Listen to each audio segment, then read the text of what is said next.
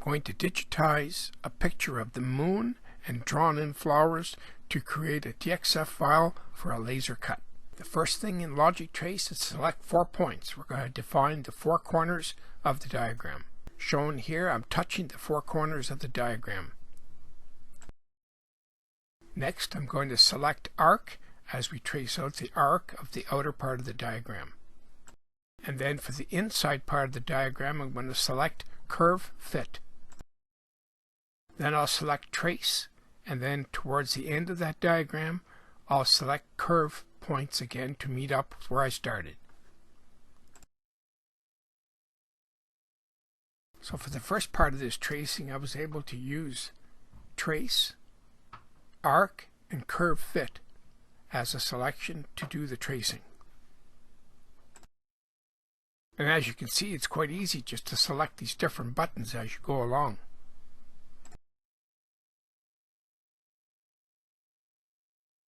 I find the program Logic Trace easy to use, and it's fast. And it has the ability to be saved in different formats like DXF, PolyDXF, SVG, or PDF.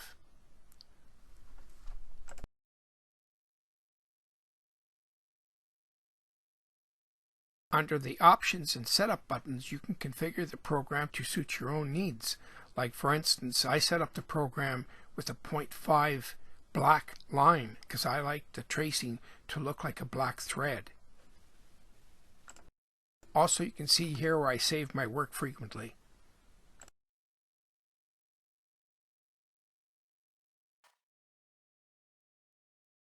When you save your work, the program saves your work plus an extra copy. It's a work copy. And that format is in the format of a TLG. And this work copy can be reloaded at any time and you can just carry on tracing. So for instance, if you just wanted to continue tracing the next day, you could just load that work copy and continue tracing right where you left off.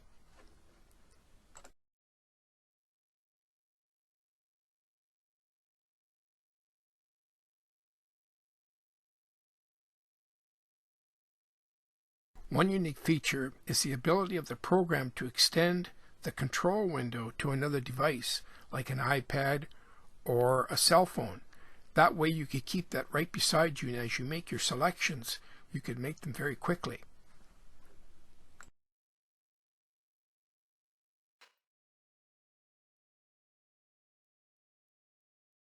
I picked this project, this moon and flowers, because it's quite detailed. And I liked the moon, and I thought it would look good cut out of barn board, and I'd like to make it big, so it's going to be about 30 inches long and about 23 inches wide. You'll notice there that I use a red pencil, and the reason I use the red pencil is to mark off my starting spots as I trace. Also, it keeps track of what's been done on the diagram.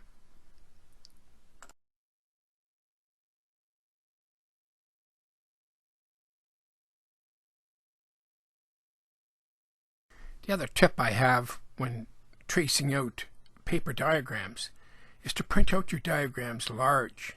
Like this diagram here is about 18 inches by 18 inches square, so it's easy to trace out the small parts.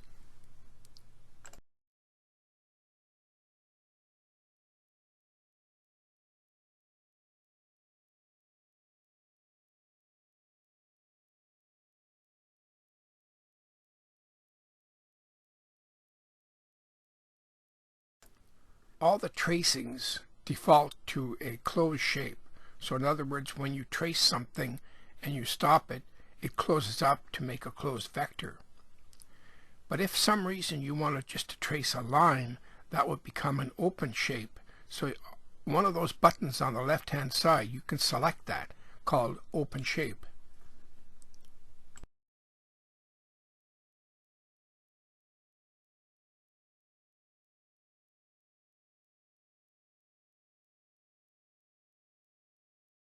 All the tracings I've been doing here are closed shape. So in other words, when I finish up, the program closes it up and it becomes a closed vector.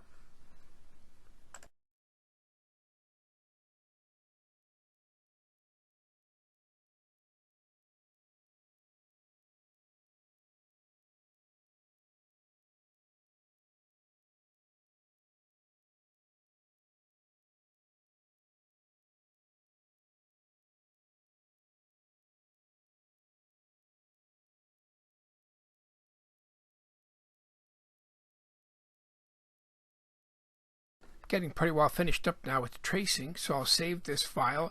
The next step now is to load it into Vectric Aspire 11.5. I've loaded the Moonflower file into Vectric Aspire 11.5. I'm going to check the vector quality, run it through the simulator, and see how it's going to look. Taking that same file now, and I've loaded it into the CO2 laser software, run it through that simulator to see how much time it's going to take. This particular laser has a large bed. It's about 52 inches or 51 inches by about 39. So this piece of barn board paneling fits on there just perfect. I use strong magnets, 75-pound magnets, to keep that sheet down, but I use a bit of an offset because I don't want the laser head to hit those magnets. The offset is just a strip of hardboard about 1/8 inch thick, about 2 inches wide, about 4 inches long, just enough to keep that magnet away from the laser head. This particular barn board paneling / walnut is very easy to cut, and it cuts very smooth.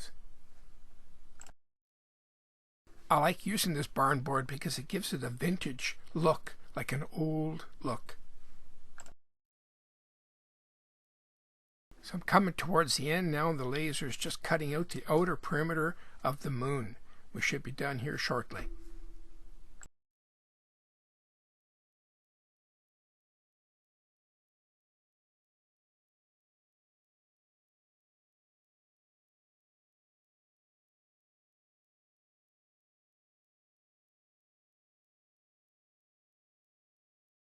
Once this cut is complete, I'll remove the background part and all the parts in the center, and we'll see how it looks. That's some of the excess parts left over. First thing I did was to put the cutout on a white background. Then I placed it on a glass panel on a patio door left window. Looks fantastic.